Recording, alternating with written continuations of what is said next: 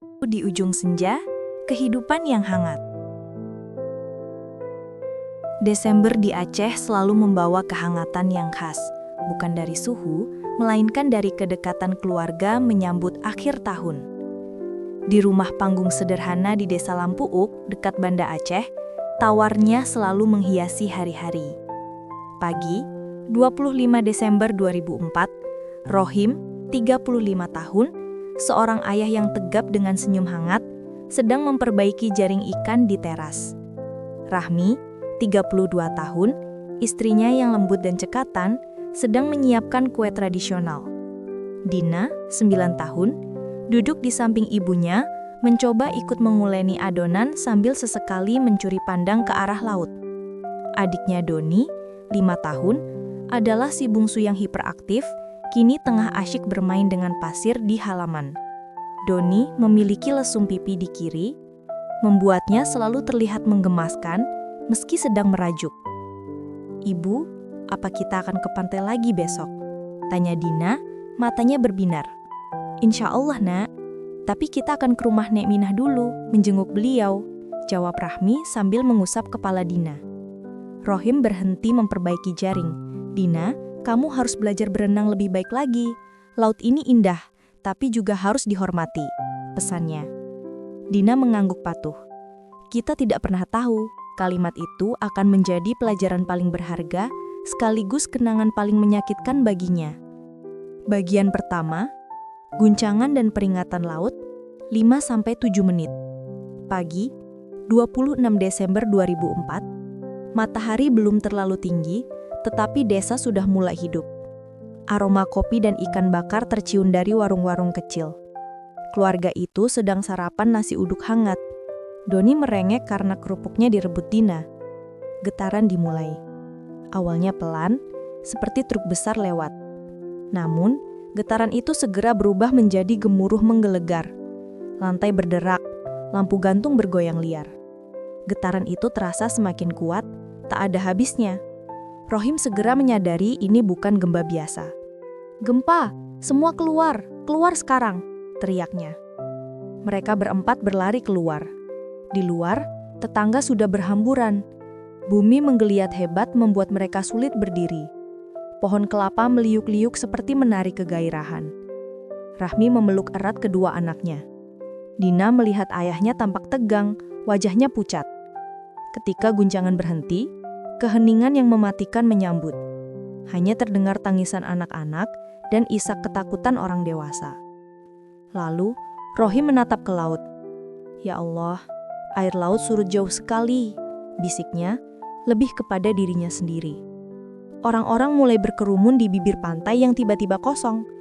Terumbu karang yang biasanya tersembunyi, kini terlihat jelas. Beberapa orang berteriak kegirangan, bergegas mengumpulkan ikan-ikan yang terperangkap. "Jangan ke sana, itu bukan pertanda baik. Itu pertanda smong atau tsunami," teriak Rohim. Instingnya menjerit. Ia pernah mendengar cerita-cerita kuno tentang air laut yang surut sebelum bencana besar. Ia menarik tangan Rahmi dan anak-anaknya. "Lari, kita harus lari ke menasah di bukit, cepat."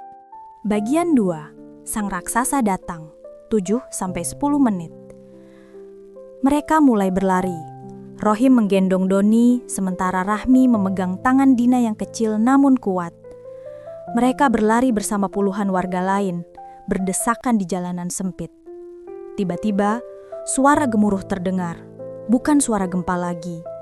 Suara itu adalah kombinasi dari deru angin badai, ribuan ton air yang bergerak, dan gesekan benda-benda besar yang terseret. Suara yang jauh lebih mengerikan dari apapun yang pernah mereka dengar. Dina menoleh. Ia melihatnya. Dinding air hitam pekat, sangat tinggi, tak berujung, bergerak dengan kecepatan mematikan, menelan pohon, mobil, dan rumah-rumah di belakangnya dalam sekejap. Air itu membawa serta lumpur, kayu, dan segala macam puing, mengubahnya menjadi monster penghancur.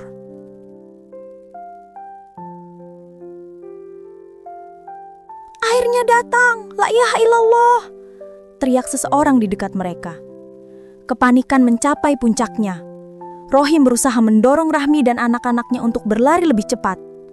Namun, dalam hitungan detik, gelombang pertama telah mencapai mereka. Brak! Kekuatan air yang tak terbayangkan menghantam tubuh mereka. Rohim terlepas dari Doni. Dina merasakan tangan Rahmi yang tadi menggenggamnya erat mulai terlepas karena daya tarik air yang luar biasa. Ia mendengar teriakan ayahnya yang memanggil nama ibunya dan tangisan melengking Doni yang ketakutan. Dina tergulung. Ia merasakan sakit di sekujur tubuhnya. Kepalanya terbentur. Ia berjuang untuk bernafas, tapi air memenuhi mulutnya. Di antara pusaran air kotor dan gelap, ia melihat sekelilas wajah ibunya, Rahmi, yang masih mencoba meraihnya. Sebelum akhirnya Rahmi terhantam balok kayu besar dan hilang dalam pusaran air. Dina menjerit tanpa suara, lalu semuanya menjadi gelap. Bagian ketiga, keterasingan di lautan puing, 5 hingga 7 menit. Ketika kesadaran kembali, Dina tersangkut di antara dahan-dahan besar pohon mangrove yang tumbang, terbawa arus hingga ke tengah puing-puing yang mengambang. Ia terbatuk-batuk, mengeluarkan air dan lumpur dari paru-parunya. Di sekelilingnya, pemandangan adalah mimpi buruk. Lautan lumpur telah menggantikan desa. Hanya tersisa sisa-sisa bangunan, barang-barang rumah tangga, dan pemandangan yang tak seharusnya dilihat anak-anak. Sunyi, hanya sesekali terdengar gemericik air dan jeritan minta tolong yang lemah. Dina memanjat sepatong kayu besar yang mengambang. Ia memandang ke segala arah. Matanya mencari sosok ayah, ibu, atau Doni. Ayah, ibu, Doni, teriaknya. Suaranya parau. Tidak ada jawaban. Ia menghabiskan sisa hari itu dan malam yang dingin sendirian di lautan puing. Dingin, lapar, dan tak ketakutan mencekiknya. Setiap kali melihat mayat yang lewat terbawa arus, jantungnya mencelos, takut jika itu adalah salah satu anggota keluarganya. Ia teringat Doni, adiknya yang paling ia sayangi, sekaligus paling sering ia jahili. Ia teringat janji ayahnya membeli es krim. Ia teringat Rahmi yang selalu menyanyikan lagu Nina Bobo saat ia sulit tidur. Kenangan itu adalah satu-satunya yang membuatnya bertahan, sekaligus pedang yang menyayat hatinya. Bagian keempat. Harapan yang menipis di pengungsian, 8 hingga 10 menit. 2 hari setelah bencana, Dina ditemukan oleh tim SAR dari luar kota. Ia kotor, lemas, dan trauma. Ia dibawa ke kamp pengungsian besar yang didirikan di lapangan terbuka. Kamp itu penuh dengan ribuan orang, sama-sama mencari dan kehilangan. Dina tidak bisa berhenti menangis. Ia selalu memanggil-manggil nama keluarganya setiap kali melihat orang dewasa yang wajahnya terlihat familiar. Di kamp itu, ia bertemu dengan Maya, seorang relawan muda dari Jakarta. Maya, dengan kelembutan dan kesabarannya, merawat Dina. "Siapa nama ayahmu, sayang? Kita akan tulis di papan informasi ya," bujuk Maya suatu sore. "Rohim, ibuku Rahmi, adikku Doni," jawab Dina dengan suara bergetar. Ia menceritakan bagaimana Doni suka mengunci dirinya di lemari saat marah, dan bagaimana Rahmi selalu mencubitnya dengan gemas. Maya menulis nama-nama itu. Hari berganti hari, minggu berganti minggu. Ribuan nama dipasang di papan-papan kayu. Ribuan pertemuan tangis terjadi. Tetapi nama Rohim, Rahmi, dan Doni tetap tidak ditemukan. Dina mulai kehilangan harapan. Ia tahu ayah dan ibunya akan mencarinya. Jika mereka selamat, pasti mereka sudah datang. Setiap kali melihat helikopter mendarat atau truk bantuan datang, ia berharap ayahnya akan turun, memanggil namanya. Tapi itu tidak pernah terjadi. Suatu hari, seorang pria parubaya datang ke kamp. Wajahnya letih. Ia adalah tetangga dekat mereka, Pak Ali. Pak Ali memeluk Dina erat-erat, air matanya menetes. "Ayahmu, Rohim, dia sempat selamat, Nak. Dia berusaha mencari Doni di bawah reruntuhan dan sempat menolong beberapa orang. Tapi kemudian gelombang kedua datang. Dia berkorban, Nak." Tentang Rahmi dan Doni, Pak Ali hanya menggelengkan kepalanya dengan mata berkaca-kaca. Dina merasa kakinya lemas. Air mata mengalir deras. Ia tidak ingin mendengar lagi. Ayah yang kuat dan heroik pergi. Ibu dan adik yang lembut dan lucu hilang. Membawa kenangan. Tahun berganti. Dina diangkat menjadi anak asuh oleh Maya dan dibawa ke rumah penampungan baru jauh dari sisa-sisa kehancuran. Ia tumbuh, tetapi luka di hatinya tidak pernah kering. Dina kini berusia 10 tahun. Ia jarang tersenyum, tetapi ia kuat. Maya mengajarinya mengaji dan memasak masakan Aceh. Setiap malam, Dina memeluk sebuah bingkai foto usang yang berhasil diselamatkan Maya.